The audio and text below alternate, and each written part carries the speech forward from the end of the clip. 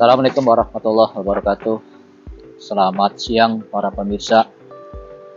Kali ini podcast Hasim MCB mengangkat tema terkait dengan jual beli proyek yang dilakukan oleh pejabat publik Kabupaten Indramayu, yang sekarang pejabat publik tersebut menjabat sebagai Sekda Kabupaten Indramayu, yaitu Pak Aib Surahman.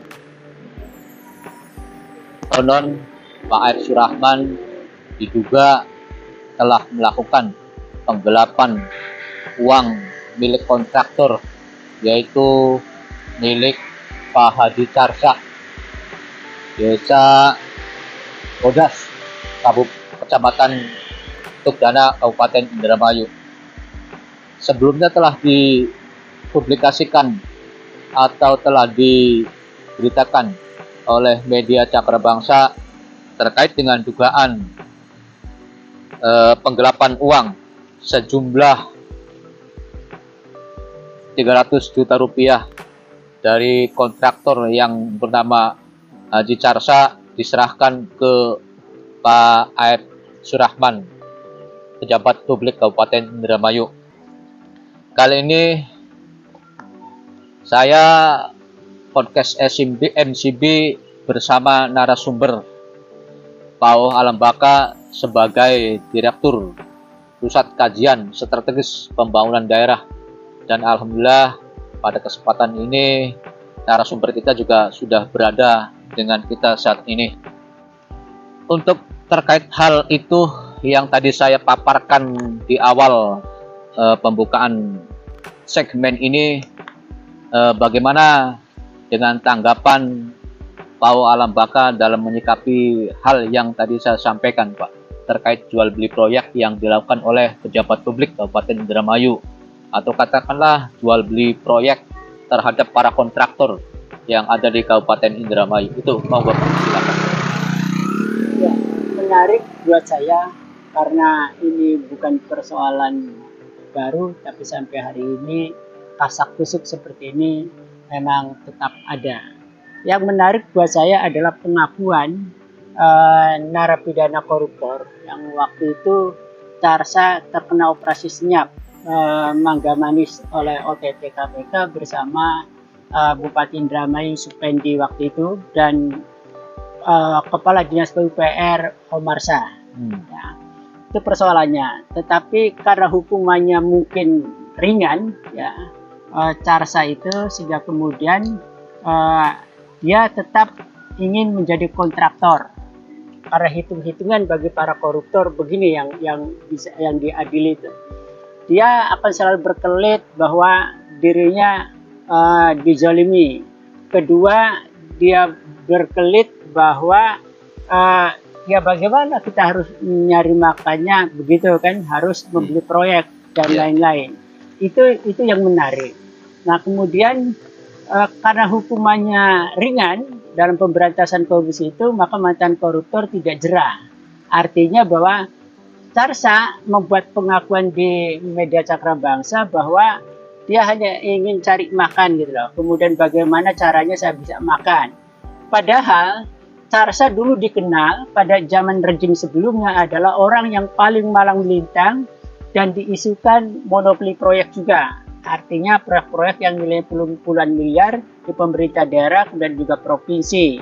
Nah, jadi kalau menggunakan logika dan akal waras, saya pakai terminologinya itu logika dan akal waras, bukan berarti orangnya gila sudah dibawa ke Bogor, tidak, tetapi logika berpikirnya.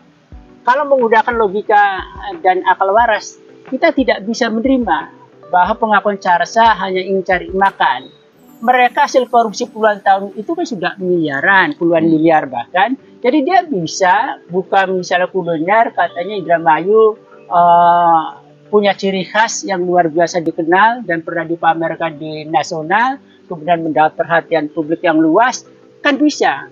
Tetapi kenapa orang berbondong-bondong ingin jadi pemborong sampai hari ini di rejim yang baru? Persoalannya meskipun jual beli proyek masih terjadi dan mahal berdasarkan isu satu pintu ini, tetap mereka bisa nyaman, bisa menikmati hasil yang lebih ini karena korupsinya gampang.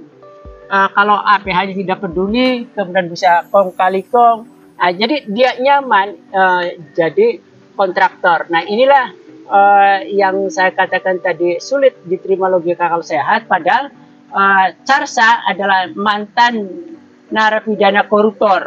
Mestinya dia insaf, mestinya dia kemudian bahwa tender di pemerintah daerah atau proyek-proyek yang dari pemerintah itu tidak ada yang tidak masuk dalam kubangan lumpur yang kotor gitu loh. Nah tapi lagi-lagi kemudian dia memilih. Nah persoalannya menarik juga, apakah uang 300 juta itu bisa dikatakan penggelapan oleh AEP? Waktu itu kalau 2014 berarti pada saat rejim yang lalu Pak Yance ingin nyalon gubernur ya gitu loh. Nah apakah itu bisa dikatakan penggelapan? Menurut saya agak sulit karena begini ya, kong kali kong ini kan begini, kalau kita mengacu pada undang-undang tipikor yaitu baik pasal 5 maupun pasal 12-nya kemudian lain-lain, itu kemudian apakah AEP itu kemudian melakukan pemerasan, artinya dalam tanda kutip dia akan dikasih proyek kalau ngasih duit. Nah itu kan ada unsur pemerasannya dalam undang-undang tipikor. Ataukah memang Carsa berupaya menyuap pejabat publik melalui AEP ya kan untuk mendapatkan proyek, maka itu bisa masuk pada unsur gratifikasi dalam undang-undang tipikor. Nah jadi kalau dibilang penggelapan karena lagi sial saja proyeknya tidak dikasih, lalu AEP tidak bertanggung jawab sampai hari ini, ya kalau memang itu ya diadukan saja kepada aparatnya. Atau begini, saya ingin menghimbau kepada APH, ketika podcast ini didengar, kemudian testimoni dengan Cakrabangsa ini, pengakuan Carsa ini jika benar, maka dua-duanya kemudian harus dilakukan penyelidikan dan penyidikan. Nah, jika itu terbukti unsurnya unsur pidana korupsi, ya kan suap atau gratifikasi atau pemerasan, maka dua-duanya harus juga dijadikan tersangka, itu loh. Kalau berarti menurut Pak O, artinya itu sebuah namanya gratifikasi ya, artinya suap menyuap untuk mendapatkan paket proyek tersebut. Kalau dia menginginkan proyek dengan jalan kemudian memberi sesuatu di dalam undang-undang tipikor, itu masuk pada gratifikasi pasal 12B kalau tidak salah. Tetapi kalau kemudian Carsa dipersulit untuk mendapatkan proyek tidak fair, harus ngasih uang, maka ini juga masuk pada unsur pemerasan juga, gitu loh kan. Nah, jadi dia menyuap itu karena dia tidak mau memberi proyek kalau tidak dikasih duit, gitu loh. Nah, itu kewenangan daripada APH untuk menentukan pasal mana atau pasal berapis kan, juntonya apa gitu, apa 55. Artinya kontraktor Haji Carsa ini bisa saja untuk melaporkan ke APH gitu ya Pak ya? Bisa harusnya, tapi bagaimana mungkin Carsa juga mungkin paham betul, apalagi dia pernah jadi narapidana koruptor, bahwa kalau dia lapor akan bunuh diri gitu kan, karena yang nyuap dan yang disuap sama-sama ada unsurnya. Tetapi karena podcast ini sudah ditayangkan, kemudian ada pengakuan di Cakrabangsa, ya pengakuan bahwa dia ngasih duit, kemudian proyeknya tidak dikasih, gitu kan oleh AEP Surahman yang sekarang PLT Sekda, maka dengan sendirinya itu tupoksi APH harus menindaklanjuti penyelidikan, bahkan kemudian kalau itu benar dilakukan penyidikan meningkat dan dijadikan tersangka, karena ini faktual loh, maksudnya dari rejim ke rejim. Kalau pemerintah yang koruptif pasti ada jual beli proyek, pasti pejabat melakukan transaksi-transaksi itu. Apakah bupati tidak tahu? Tidak mungkin, karena pemberitaan ini sudah banyak diberitakan media, jadi bupati pasti tahu, tapi problemnya adalah pura-pura tidak tahu, tidak mendengar, itu yang jadi kan masalah. Gini Pak O, Pak Haji Sar sendiri kan sedang mencari keadilan nih. Ya. Sebelum AEP menjadi Sekda Kabupaten Indramayu kan ya LH kalau nggak salah itu masih Kadis Lingkungan Hidupnya Pak ya. Artinya apakah masih ada kemungkinan besar dan memang berharap Haji Carsa ini uang yang 300 juta dari Pak AEP Surahman ini dikembalikan gitu? Sederhana sebetulnya. Ya kalau tujuannya bahwa harus dikembalikan, dia datang menemui AEP untuk mengembalikan itu. Soal AEP uangnya mengalir ke siapa-siapa, itu urusan internal ya. Jadi itu kalau mau, tetapi problemnya tidak sampai selesai di situ. Secara undang-undang tindak pidana korupsi, ini perbuatan hukumnya sudah terjadi meskipun 2014. Nah, gitu loh.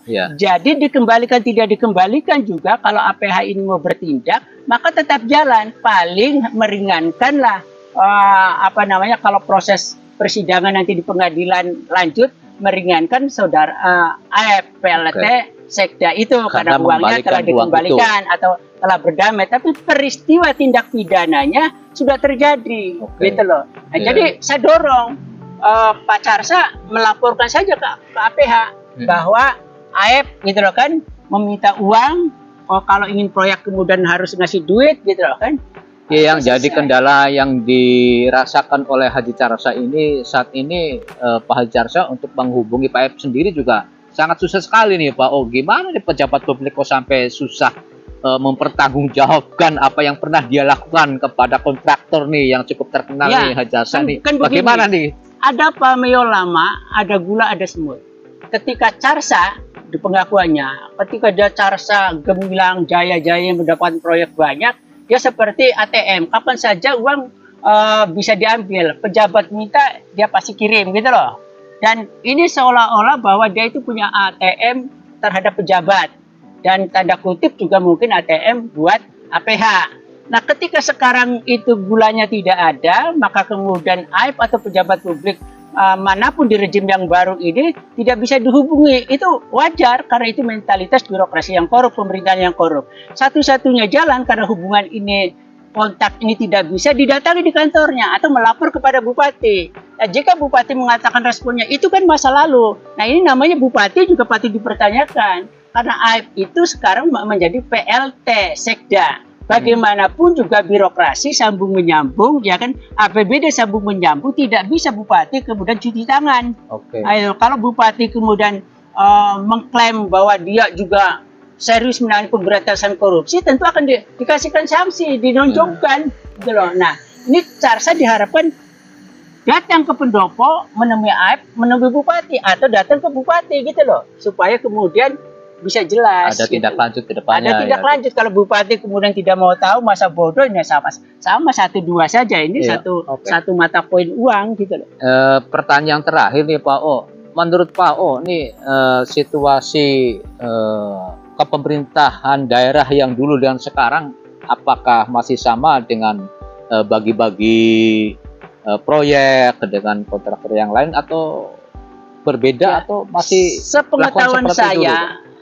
Riset saya bertahun-tahun soal APBD dan korupsi di Indramayu, dari rejim ke rejim itu tidak berbeda. Hanya beda wajah, beda model, beda cara. Ya kan? Siapa yang dimainkan, bidaknya siapa, kuncinya siapa. Nah, kalau dibandingkan rejim masa lalu dengan sekarang, karena APBD-nya lebih besar, tentu pemerintahan yang koruptif, maka rejim sekarang inilah bocornya lebih banyak. Misalnya begini. Kalau kemudian kita keasumsikan dalam tanda kutip 50% kebocoran APBD yang saya bisa buktikan juga, lalu apakah rejim sebelumnya 50%? Ya, misalnya. Tapi nilainya berapa? Value-nya lebih besar ini karena APBD sekarang 3,7 umpama. Sedangkan rejim yang kemarin sebelumnya adalah 2,7 sampai dengan 3 triliun kan gitu loh. Nah, jadi kelihatan bahwa kalau statistiknya kita pakai kurva atau pakai statistik ya gitu, pakai diagram, maka kebocoran APBN, tingkat kasakusuk, tingkat jual beli proyek, ya kan, permainan proyek makin lebih besar pada rejim sekarang dibanding dengan rejim sebelumnya karena APBD-nya lebih besar. Itu rumusnya. Terima kasih banyak Pak atas penyampaiannya. Mungkin barangkali ada tambahan untuk memberikan edukasi sama pejabat publik, jangan sampai seperti terulang kembali hal yang seperti ini. Ya, saya harus mengatakan bahwa ketika semua orang atau mimpinya ingin jadi kontraktor pemerintah daerah atau bermitra dengan pemerintah daerah, maka dia adalah masuk dalam kubangan lumpur yang paling kotor karena tidak ada yang bersih. Itu saya jamin, ya, itu loh. Dan saya bisa buktikan itu. Nah, kemudian saya menghimbau kepada APH. Dengan podcast ini, dengan pengakuan Carsa di media Cakra Bangsa ini, maka kami meminta APH untuk menindaklanjuti melakukan penyelidikan. Kemudian setelah alat bukti yang cukup itu didapat, 2 alat bukti itu atau lebih, maka kemudian dinaikkan menjadi penyidikan dan dinaikkan menjadi statusnya tersangka untuk kedua orang itu, supaya Tarsa bisa kembali menjadi koruptor kedua kali, kemudian Aib juga bisa dijadikan napi koruptor untuk pembelajaran birokrat yang ada di pemerintah daerah. Kalau itu tidak. Nah, kalau misalnya sekarang ada permainan proyek mengalir kepada bupati, APH juga jangan berhenti di situ loh. Kenapa tidak berani kepada bupati jika itu benar gitu loh. Oke, terima kasih atas penyampaiannya Pak O. Itu saja para pemirsa yang dapat dipaparkan oleh Direktur Pusat Kajian Strategis Pembangunan Daerah, yaitu oleh Pak O Alambaka. Mudah-mudahan ada manfaatnya.